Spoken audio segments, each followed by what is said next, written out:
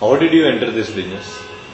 When I entered this business in 2000, earlier than this we were into the trading business, and we realized in international trading that one of the ways to become more successful than the others who were in the trading business was to deliver product in time. And to deliver product in time, one had to have the right kind of logistics in place. And we worked with number of logistics players internationally, ultimately realizing that we need to have one lead logistics service provider whom we can work with at an international level to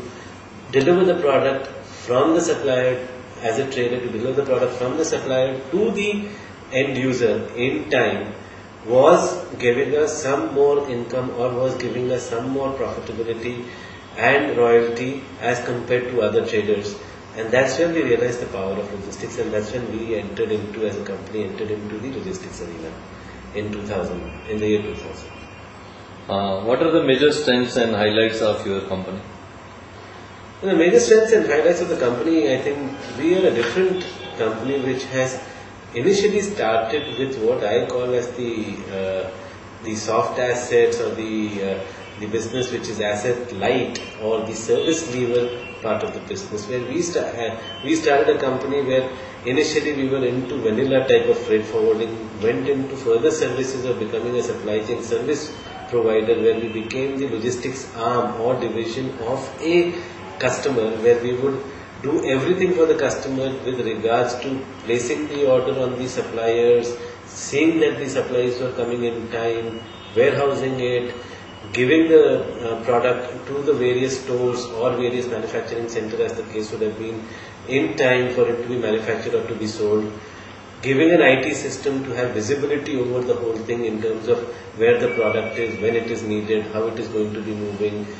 And on the other side, when a product is manufactured by the customer, then to distribute it to various parts of India or export it for them was our part of the duty which we got into. And as a company, the distinguishing factor is that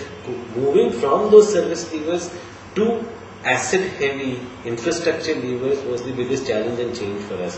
which we did very successfully, realizing the pitfalls in India, that moving products in India would be most efficient done by railways rather than roadways. But with railways, you needed a multimodal way of transportation, because railway is not an end-to-end service provider. You need to have a siding at both ends, which cannot go right to the last customer or at the last destination.